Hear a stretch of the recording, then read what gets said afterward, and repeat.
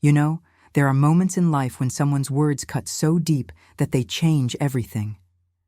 When my grandson Tyler called my garden ugly 5 years ago, I never imagined those words would lead to where we are today. What started as the most painful family confrontation I'd ever experienced has become a story of transformation that still amazes me. If this story resonates with you, please don't forget to hit that like button and subscribe to the channel for more heartfelt stories like this one. I'm Margaret Thompson, 73 years old, and I've been tending to my garden for over 40 years. What started as a small patch of vegetables behind our modest ranch house in Portland, Oregon, has grown into something that consumes my entire backyard and spills into the front yard too. When people drive down our street in the Belmont neighborhood, they slow down to stare at what I've created. Some call it magnificent, others call it overwhelming. But until 5 years ago, I thought everyone could see the beauty in what I'd built with my own hands. My neighbors used to joke that I was turning the whole neighborhood into a botanical garden. But they said it with fondness, watching me work from sunrise to sunset. Mrs. Rodriguez next door would bring me iced tea during hot summer afternoons, and Mr. Peterson across the street would always ask for advice about his struggling tomatoes. What people see when they look at my property isn't just a garden. It's a living testament to 40 years of learning, experimenting, failing, and succeeding. My late husband Robert and I bought this house in 1982, when Tyler's father Michael was just 8 years old. Back then, the yard was nothing special, a rectangle of grass with a few foundation shrubs. Robert wasn't much of a gardener himself, but he understood my passion from the very beginning. "Whatever makes you happy, Maggie," he'd say, using the nickname only he was allowed to use. When I wanted to tear up half the back lawn for raised vegetable beds, Robert spent his weekends building them from cedar boards. When I decided I needed a greenhouse, he helped me assemble a kit that took us 3 weekends to complete. The garden became our shared project. He built trellises when I needed them, installed rain gutters to collect water, and even helped me dig a small pond in the corner where I could grow water lilies. That pond, now overflowing with flowering plants and home to 3 generations of frogs, represents one of my favorite memories of working alongside my husband.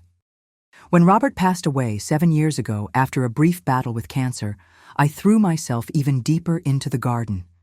It became my sanctuary, my therapy, my reason to get up every morning when grief threatened to keep me in bed.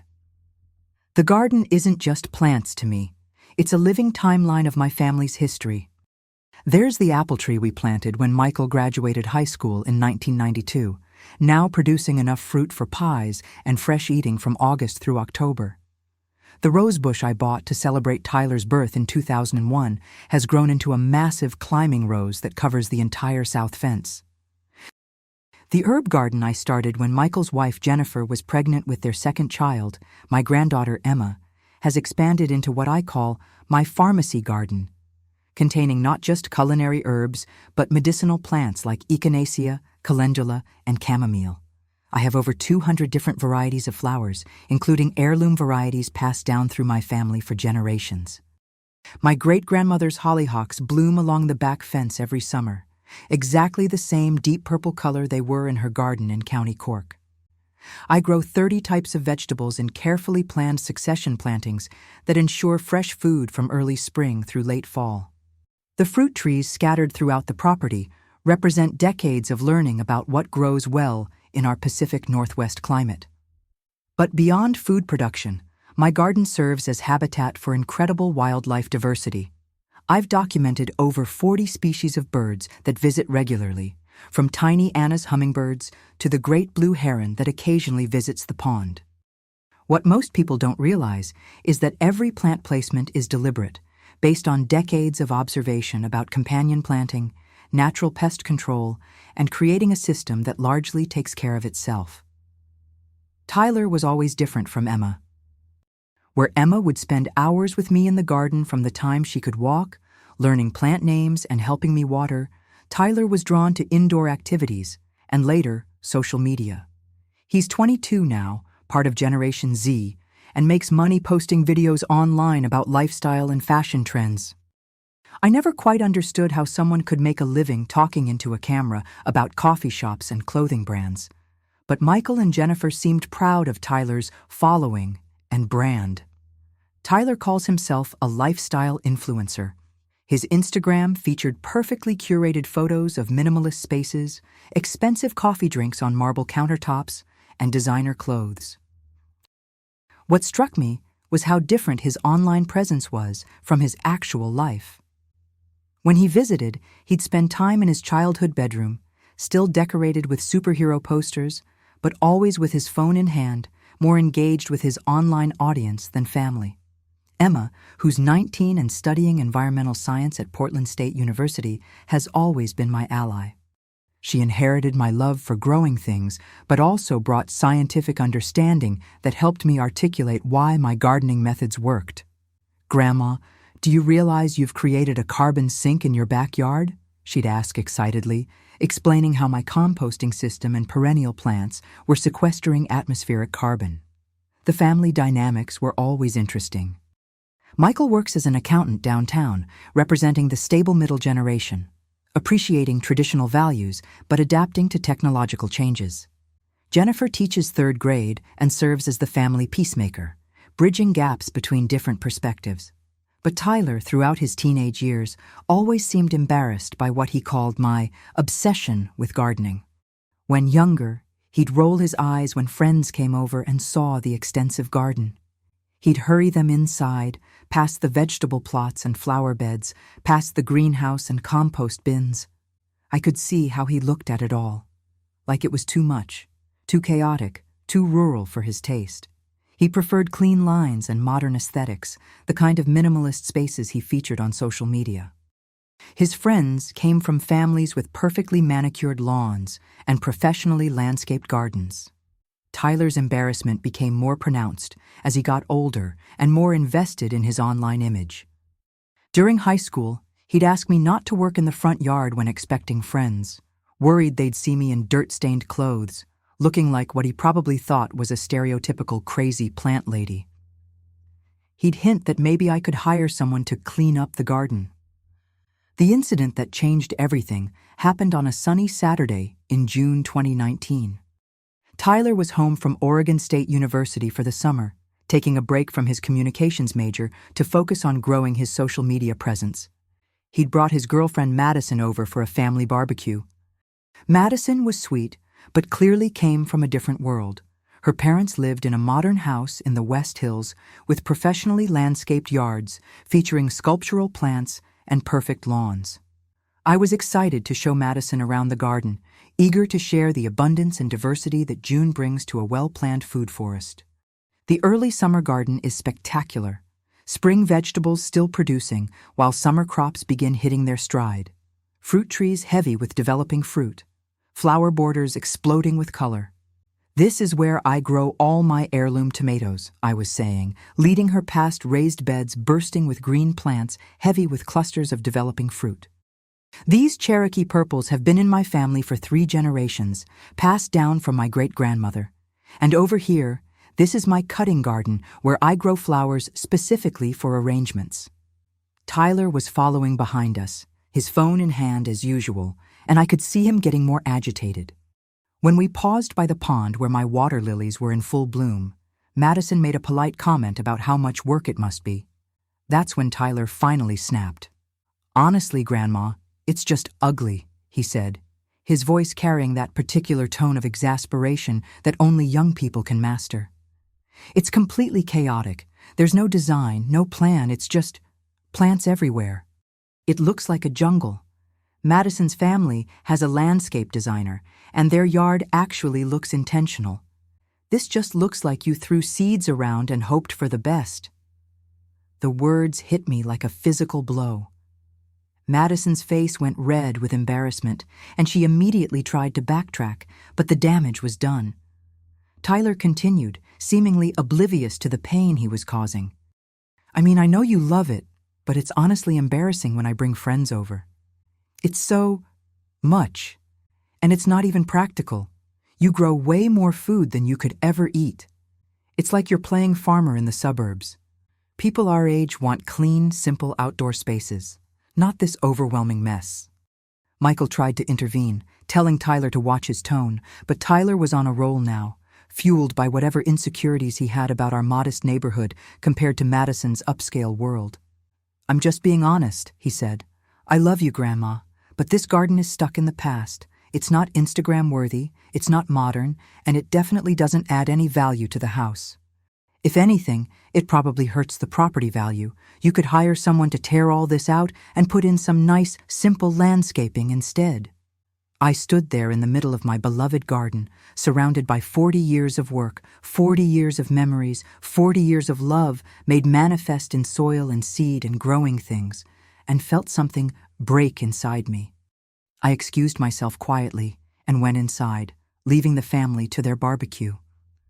I spent the rest of the afternoon in my bedroom, crying into the quilt Robert's mother had made us as a wedding gift. That night, I sat in my garden in the dark, listening to the small fountain in the pond, breathing in the scent of night-blooming jasmine. For the first time in 40 years, I looked at my garden through critical eyes. Was Tyler right? Was it chaotic? Was it ugly? Was I just a foolish old woman playing in the dirt? The next few weeks were the most difficult I'd experienced since Robert's death. I found myself questioning everything, seeing flaws where I'd previously seen only beauty. Tyler's words had planted a seed of doubt that grew like the most persistent weed. I started noticing things I'd never seen before.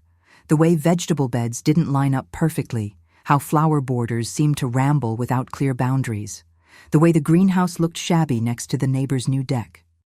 Emma tried to cheer me up, telling me that Tyler was young and didn't understand, that the garden was magnificent and full of life in a way that perfectly manicured yards could never be. But Tyler's words had taken root too deeply. I even called a landscaping company to get an estimate for cleaning up the yard, though I couldn't bring myself to actually schedule the consultation. Michael and Jennifer came over a few days later, clearly sent by Emma for damage control. They assured me that they loved the garden, that Tyler had been out of line, that he was going through a phase. But I could see in their eyes that they'd always seen it as a bit much too. They'd just been too polite to say anything. The turning point came about 6 weeks after the barbecue incident. I was having my morning coffee on the back porch when I noticed Mrs. Chen from next door leaning over the fence. She was an elderly Chinese woman who'd moved in about 5 years earlier. And while we'd always been friendly, we'd never had extended conversations due to language barriers. "Your garden," she said in halting English, pointing to my beds, "very beautiful, very like home." Through a combination of simple words, gestures, and Google Translate on my phone, I learned that she had been a master gardener in China before immigrating. She asked permission to walk through my garden, and I found myself giving her a tour, watching as her eyes lit up when she saw my techniques for succession planting, companion planting strategies, and water-wise irrigation.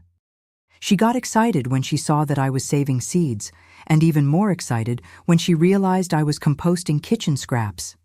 Through broken English and gestures, she conveyed that what I had created was what she called a food forest, a sustainable ecosystem that provided food, medicine, and beauty while supporting wildlife and building soil health. Mrs. Chen's visit opened my eyes to something I'd never really considered. She brought over her daughter Linda the next week, who spoke perfect English and translated as her mother explained that my garden wasn't chaotic at all. It was what permaculture designers spent years trying to create. The seemingly random placement of plants was actually sophisticated understanding of companion planting, natural pest control, and efficient use of space. Linda, it turned out, was an environmental lawyer who'd been looking for examples of urban sustainability. She asked if she could photograph my garden and interview me about my methods. Through our conversation, I learned that what I'd been doing intuitively for 40 years had a name: regenerative gardening, and it was at the forefront of environmental sustainability. That interview led to others. Linda connected me with a local master gardener program where I discovered that my seed-saving techniques were helping preserve heritage varieties disappearing from commercial cultivation. My composting system was diverting hundreds of pounds of organic waste from landfills each year. My water collection and irrigation setup was a model of efficiency that other gardeners wanted to replicate. Within a few months, I was being invited to speak at garden clubs, environmental groups, and even the local community college. The Oregon State University Extension Office asked me to mentor new master gardeners. A local nursery hired me as a consultant to help customers design sustainable food gardens. Suddenly, what Tyler had called an overwhelming mess was being recognized as a carefully orchestrated ecosystem. Emma was instrumental in helping me document my knowledge. She convinced me to start a blog where I could share my techniques, my recipes for using the food I grew, and the stories behind different plants. The blog grew slowly but steadily, attracting readers from around the world interested in sustainable living and food security.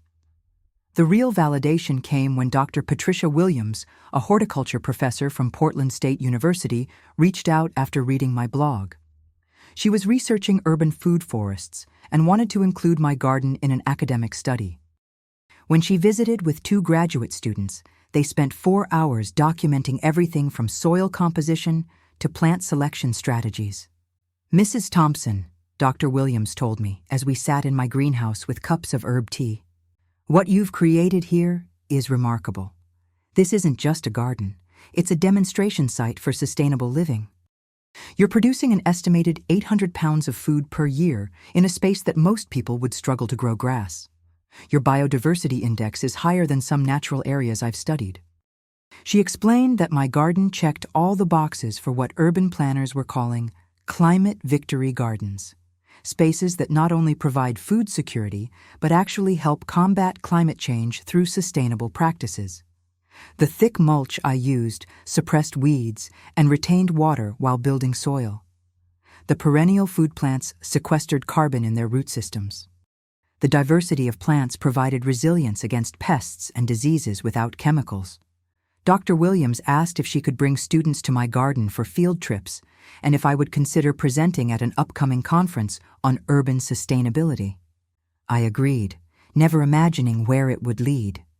If you're enjoying this story so far, I'd love to know where you're watching from. Please leave a comment with your city and country.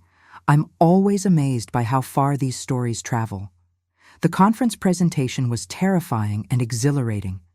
I stood in front of over 200 academics, urban planners, and environmental professionals, showing slides of my garden and explaining my methods.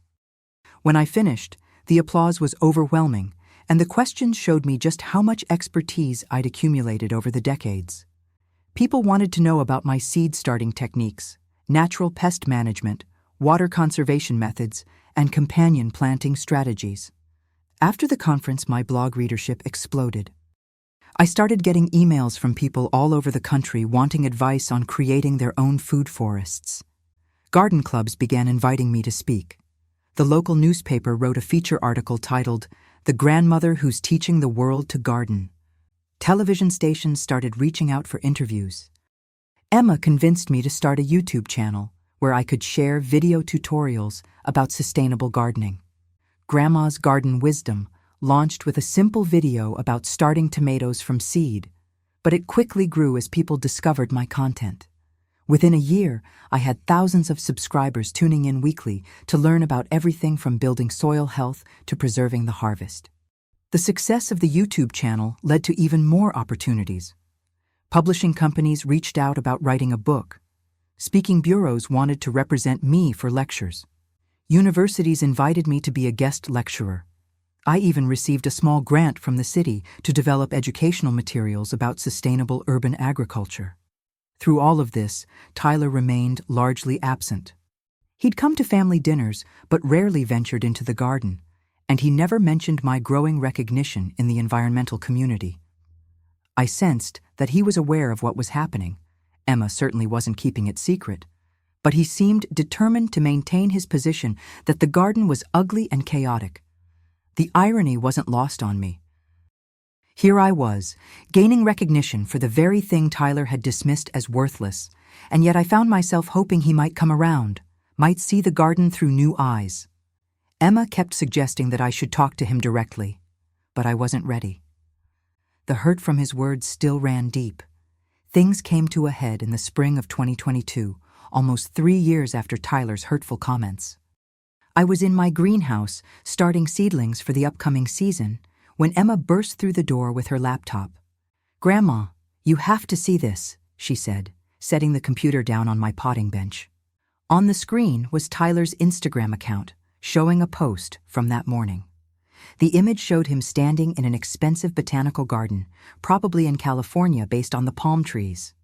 The caption read, "Spent the morning at the most incredible sustainable garden. The way they've designed this food forest is absolutely genius. Every plant has a purpose, and the whole system works together like nature intended. This is the future of landscaping. It's sustainable living, food forest, permaculture." Emma scrolled through the comments, which were full of his followers praising the garden and asking for more content about sustainable living. Several people mentioned they were inspired to start their own food gardens. "Do you see the irony here?" Emma asked, her voice tight with frustration. "He's literally praising everything you've been doing for 40 years, but he's doing it at some fancy botanical garden that probably charges admission, while completely ignoring that his own grandmother is a recognized expert in exactly this field." I stared at the screen, feeling a mixture of vindication and sadness. Tyler was clearly beginning to understand the value of what he'd dismissed so harshly, but he was discovering it everywhere except in his own backyard. Emma showed me more of his recent posts, and I could see that he'd been gradually shifting his content towards sustainability and environmental consciousness. "I think he knows he messed up," Emma said gently. "But he's too proud to admit it, especially now that you've become so successful. It's probably embarrassing for him to realize that his grandmother was ahead of the curve on something that's now trendy."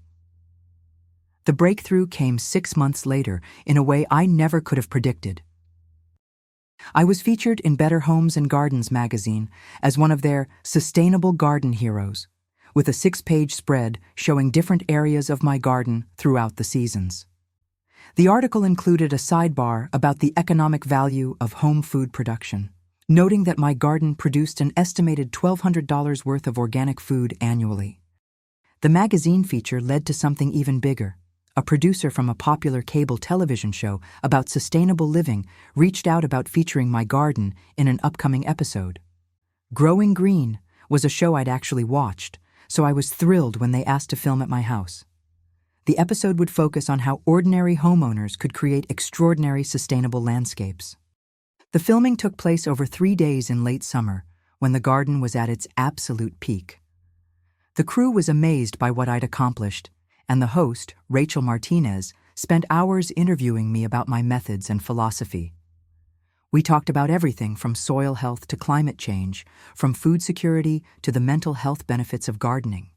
"What strikes me most about your garden, Margaret," Rachel said as we sat among the towering sunflowers and heavily laden tomato plants, "is that it proves sustainability doesn't have to mean sacrifice.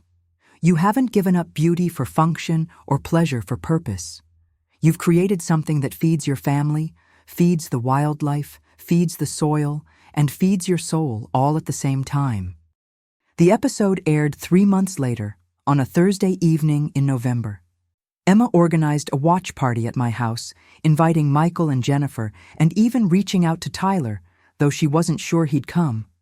To my surprise, he showed up just as the program was starting, slipping in quietly and taking a seat on the far end of the couch. Watching my garden on television was surreal. The cameras had captured it beautifully, showing the intricate relationships between plants, the abundance of food and flowers, the wildlife that called it home. Rachel's narration explained the principles behind food forest design, the benefits of biodiversity, and the importance of working with natural systems rather than against them. When my interview segments played, I could see Tyler out of the corner of my eye, leaning forward and paying close attention. The cameras had done something I'd never been able to do with words. They'd shown the garden not as a chaotic collection of plants, but as a sophisticated ecosystem where every element had its place and purpose. What Margaret Thompson has created in her backyard represents the future of how we think about our relationship with the land, Rachel said in her closing remarks. In a world facing climate change, food insecurity, and biodiversity loss, her garden offers hope. It shows us that ordinary people, in ordinary yards, can create extraordinary solutions. When the credits rolled, the room was quiet for a moment. Then Emma started clapping, and everyone joined in. Michael and Jennifer both hugged me, telling me how proud they were. But Tyler remained silent, staring at the blank television screen. Finally, he spoke. "I had no idea," he said quietly. I knew you loved gardening, but I didn't understand all of this." He gestured toward the window that looked out onto the garden, now dormant in late fall, but still beautiful in its structure and promise. "The way they explained it on the show," he continued, "about biodiversity and carbon sequestration and food security. I've been posting about all these environmental issues, but you've been actually doing something about them for decades. And I called it ugly. I'm so sorry, Grandma. I was completely wrong." It was the first time Tyler had acknowledged his hurtful words from 3 years earlier, and while I appreciated the apology, I could sense there was more he wanted to say, but couldn't find the words. The television episode had a bigger impact than I'd expected. My YouTube channel gained thousands of new subscribers overnight. The Master Gardener program was flooded with applications. Local garden centers reported increased sales of heritage seeds and composting supplies. I started getting emails from viewers all over the world. But the most unexpected result came about 2 weeks after the episode aired. Tyler showed up at my door one morning, not for a family dinner or holiday gathering, but just to see me. He found me in the greenhouse, planning the next year's garden layout, and asked if he could sit and talk.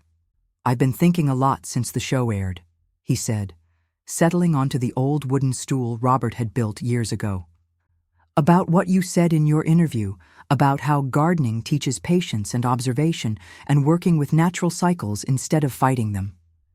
I realized that's the opposite of everything I do online.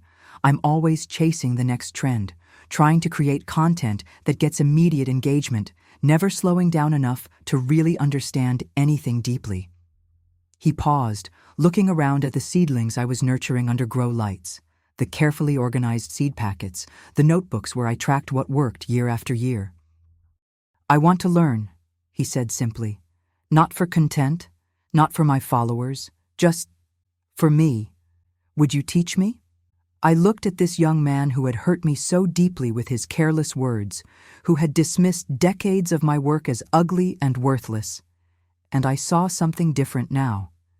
I saw someone beginning to understand that there might be value in slowing down, in learning from previous generations, in connecting with something deeper than the digital world he'd grown up in. "Of course I'll teach you," I said, "but you have to understand. Gardening can't be rushed. It teaches you on its own timeline, not yours. Are you prepared for that?" Tyler nodded seriously. "I think that's exactly what I need to learn." And so began a new chapter in our relationship. Tyler started coming over regularly, not for family obligations, but to work in the garden with me. At first, he was impatient, wanting to understand everything immediately, frustrated when seedlings didn't grow as fast as he expected. But gradually, the garden began to work its magic on him. I taught him to start seeds, to recognize when soil was ready for planting, to identify beneficial insects versus pests. I showed him how to prune fruit trees, how to build healthy compost, how to save seeds from the best plants. Most importantly, I taught him to observe, to notice how plants responded to different conditions, how the garden changed throughout seasons, how everything was connected. Tyler began documenting his learning process, but not in the way I'd expected. Instead of posting polished content for his massive following, he started a separate Instagram account called Learning to Grow, where he shared his mistakes, his questions, and his gradual progress. The account was smaller, more personal, focused on the actual process of learning rather than the performance of expertise. Spring arrived, and Tyler was there to help me prepare the beds, to plant the first seeds of the season, to set up trellises and irrigation lines. His enthusiasm was infectious, reminding me of why I'd fallen in love with gardening in the first place. Seeing the wonder in his eyes when the first seedlings emerged, his excitement when he successfully grafted a branch onto one of my apple trees, his pride when he harvested his first homegrown tomato, it all brought back the pure joy I'd sometimes lost in the academic recognition and media attention. But Tyler's real transformation became clear during the summer when he brought Madison back to visit. She was still his girlfriend, still from her family's world of manicured lawns and landscape designers, but Tyler's perspective had completely changed. "Madison, you have to see what Grandma has created here," he said, leading her through the garden with the same enthusiasm I'd had 3 years earlier. "This isn't just a garden. It's like a whole ecosystem. See how she's planted these marigolds around the tomatoes? They repel harmful insects naturally, so she doesn't need pesticides. And look at this. She's growing 3 different types of beans up the same trellis, and they all fix nitrogen in the soil for next year's plants."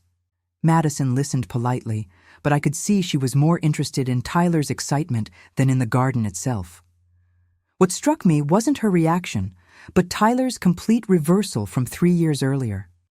He was now seeing design where he'd once seen chaos, purpose where he'd once seen randomness, beauty where he'd once seen ugliness. As summer progressed, Tyler became more involved in my speaking engagements and educational work.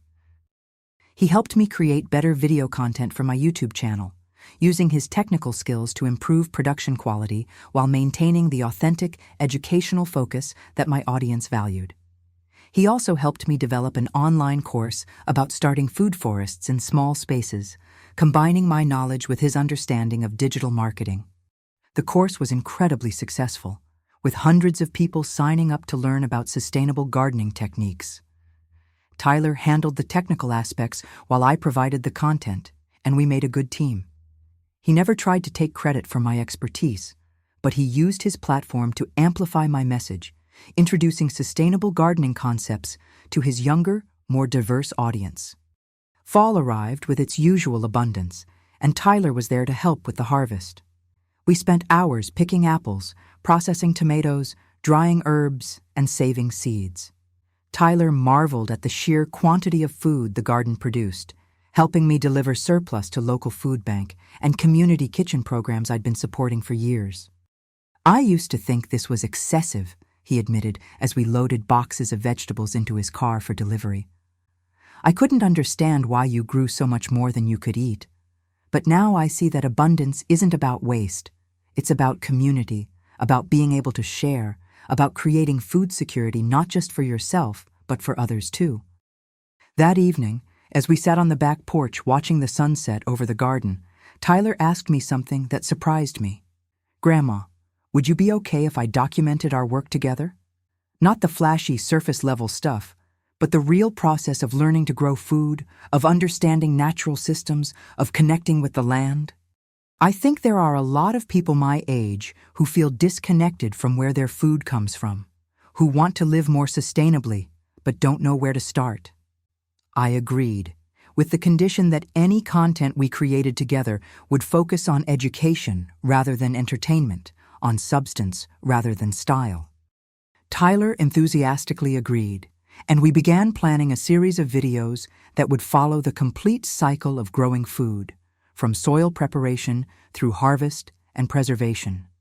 The series, which we called Roots and Wisdom, launched that winter and became Tyler's most successful content ever. But more than that, it seemed to fill a real need among his audience. Young people who'd never considered gardening before started asking questions about composting, about which vegetables were easy to grow, about how to get started with limited space and budget. Tyler's comment sections became communities where people shared their gardening successes and failures, asked for advice, and encouraged each other to keep trying. He started hosting live Q&A sessions where I would answer viewers' questions about specific gardening challenges. The engagement was deeper and more meaningful than anything he'd experienced in his previous influencer career. Winter gave us time to plan and reflect, and Tyler used the season to dive deeper into sustainable living content. He visited other urban farms and sustainable projects, always crediting me as his inspiration and teacher. He started a podcast where he interviewed other environmental advocates, always approaching conversations from the perspective of someone who was learning, rather than someone who already knew everything. But the real transformation in our relationship became clear during the holidays. Tyler organized a family dinner at my house, insisting that we use as much food from the preserved harvest as possible. He helped me prepare meals using canned tomatoes, dried herbs, frozen vegetables, and stored root crops from the garden. The meal was a celebration not just of family, but of the abundance that comes from working with the land. After dinner, as we sat around the table, Tyler stood up to make a toast. 3 years ago, I said something incredibly hurtful and ignorant about Grandma's garden, he began, his voice serious. I called it ugly because I couldn't see past my own narrow ideas about what beauty should look like. I was wrong in every possible way. He paused, looking out the window at the winter garden, now dormant, but still structured and beautiful. What I've learned this year is that real beauty isn't about perfection or control. It's about harmony, about working with natural systems instead of fighting them, about creating something that gives more than it takes. Grandma's garden isn't just beautiful, it's revolutionary. It's showing us how to live in a way that heals the planet instead of harming it. Tyler raised his glass, and everyone followed suit. To Grandma, who was teaching sustainability before it was trendy, who was creating food forests before they had a name, and who was patient enough to teach a stubborn grandson that there's wisdom in slowing down and learning from the earth. As we clinked glasses, I felt a deep satisfaction that had nothing to do with the recognition I'd received from the academic world or media attention. This was about family healing, about generational knowledge being passed down, about someone I loved learning to see the world through more compassionate eyes. The following spring brought new challenges and new opportunities. Tyler and I were invited to speak together at a major sustainable living conference, with our session titled Bridging Generations: Traditional Wisdom Meets Modern Advocacy. The audience was a mix of older gardeners like myself and younger activists like Tyler, and our presentation focused on how different generations could learn from each other in the fight against climate change. Tyler spoke about his journey from dismissing traditional knowledge to recognizing its value, about how social media could be used to amplify important messages rather than just chase trends. I talked about the importance of listening to younger voices, of understanding that environmental activism takes many forms, and that wisdom flows both directions between generations. The response was overwhelming. Conference organizers told us it was one of the most popular sessions they'd ever hosted. People approached us afterward with their own stories of generational conflict and reconciliation around environmental issues. Several universities reached out about developing programs that would pair older master gardeners with younger environmental activists. As spring turned to summer, our collaboration deepened. Tyler had essentially become my apprentice, but also my partner in education and advocacy. He brought technical skills and deep understanding of how to reach younger audiences, while I provided decades of practical experience and hard-won wisdom about sustainable living. We developed more online courses together, wrote articles for environmental magazines, and consulted with urban planning departments about incorporating food forests into city design.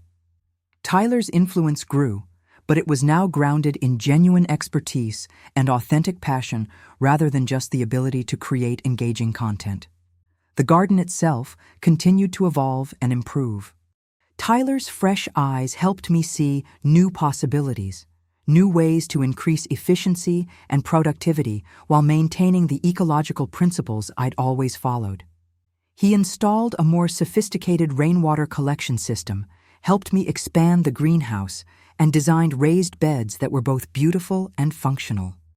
But more than the physical improvements, Tyler brought renewed energy and enthusiasm that reminded me why I'd fallen in love with gardening in the first place.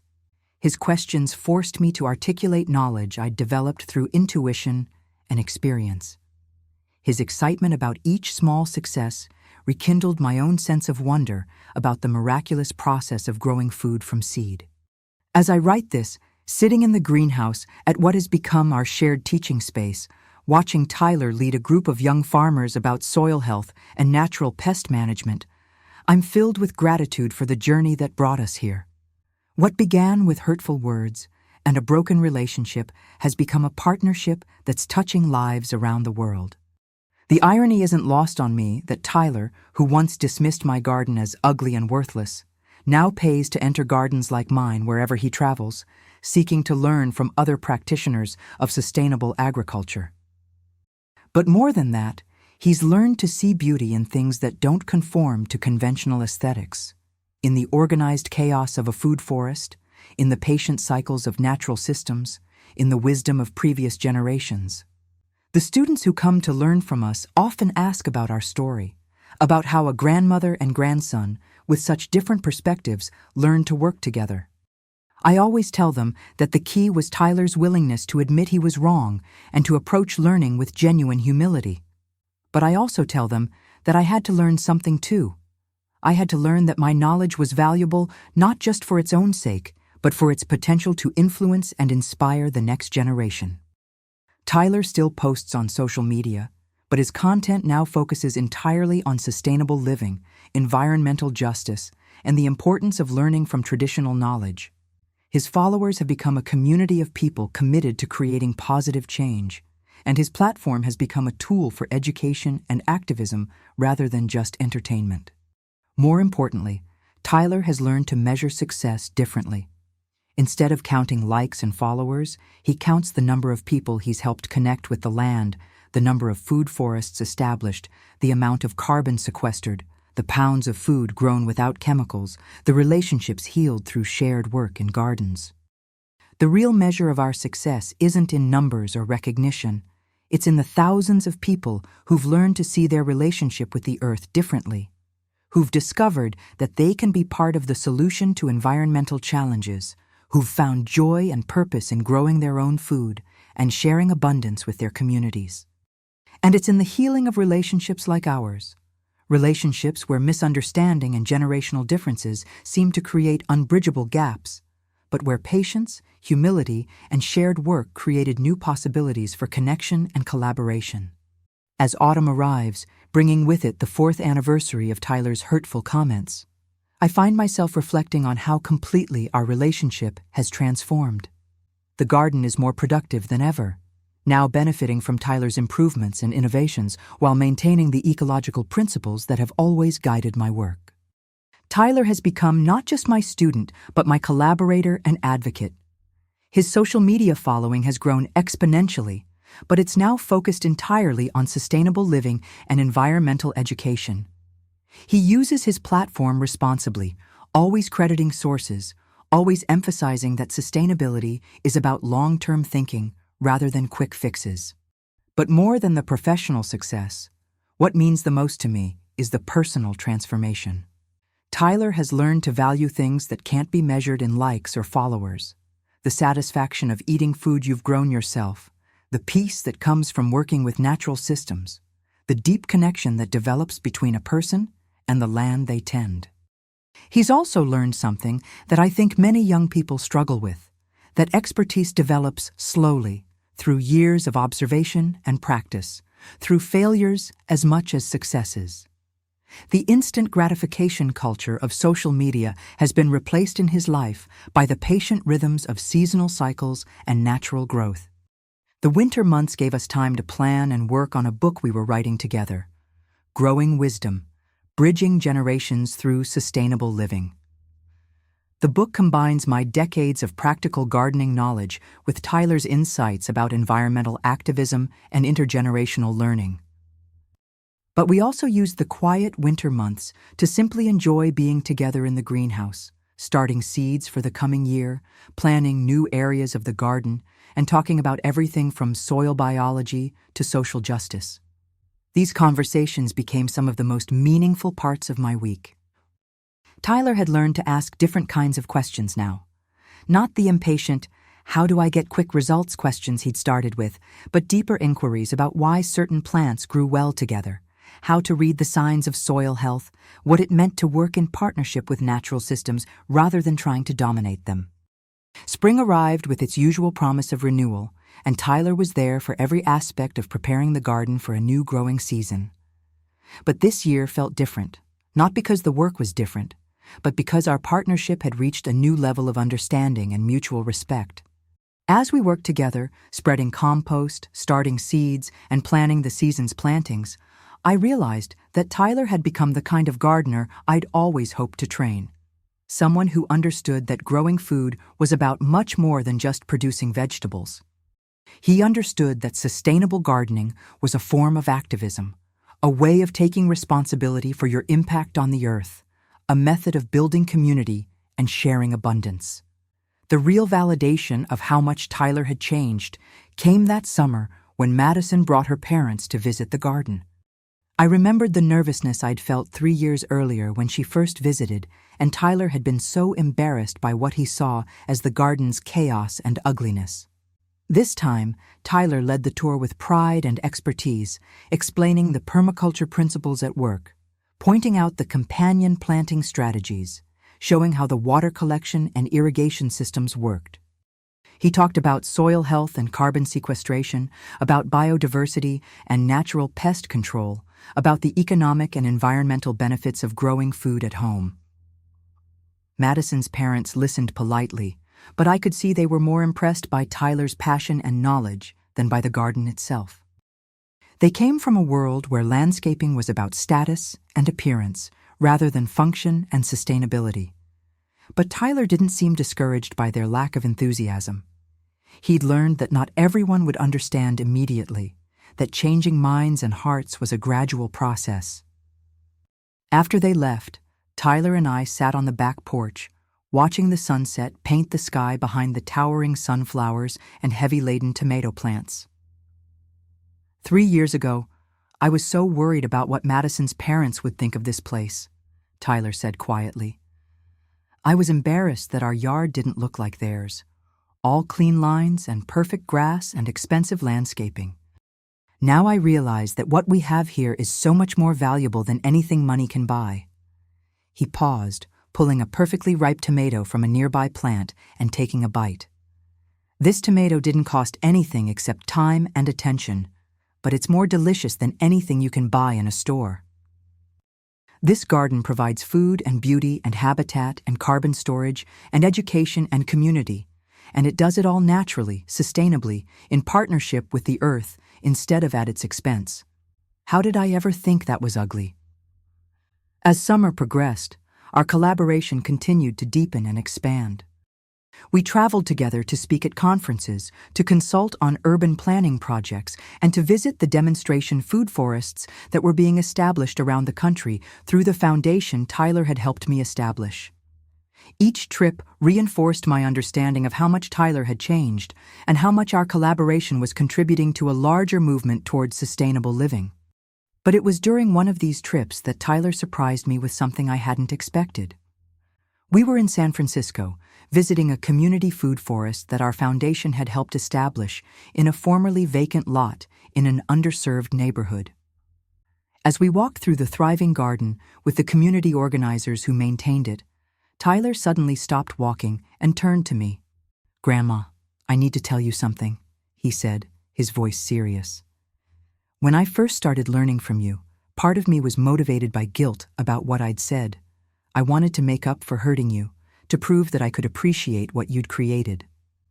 I nodded, having suspected as much. The hurt from his original comments had healed, but I'd always wondered what had really motivated his dramatic change of heart. But somewhere along the way, Tyler continued, that guilt transformed into something much deeper. I didn't just learn to appreciate your garden. I learned to love it, and to love the whole philosophy behind it. I learned that the way you approach gardening is actually a way of approaching life, with patience, with observation, with respect for natural systems, with understanding that everything is connected to everything else. He gestured toward the thriving community garden around us, where children were playing between the vegetable beds while their parents harvested food for dinner. "This isn't just about plants," he said. "It's about healing. Healing the soil, healing communities, healing the relationship between people and the earth. And you taught me that. Not just the techniques, but the whole worldview that makes this kind of work possible." As we returned home from that trip, I found myself thinking about the full circle our relationship had traveled. From Tyler's hurtful dismissal of my garden as ugly and worthless, to his recognition of its value, to his transformation into a passionate advocate for sustainable living, to our current partnership in teaching and inspiring others. The garden that Tyler once called ugly has now inspired hundreds of similar projects around the world. The knowledge he dismissed as worthless has become the foundation for educational programs that are training the next generation of environmental leaders. The relationship that seemed broken beyond repair has become a model for how different generations can learn from each other and work together to create positive change.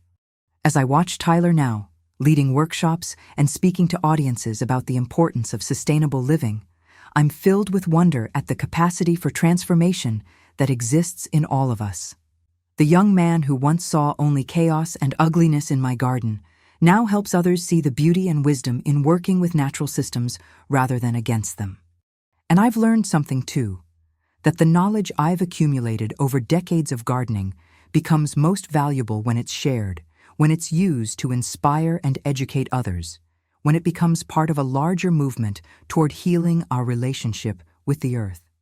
The story that began with hurtful words has become a story of redemption, transformation, and hope.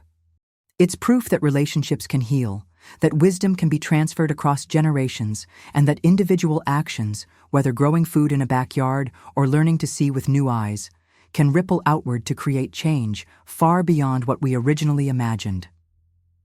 Tyler may pay to enter gardens now when he travels, seeking to learn from other practitioners of sustainable agriculture, but he's also creating them, teaching others to create them, and using his skills and platform to ensure that the knowledge and techniques for sustainable living reach as many people as possible.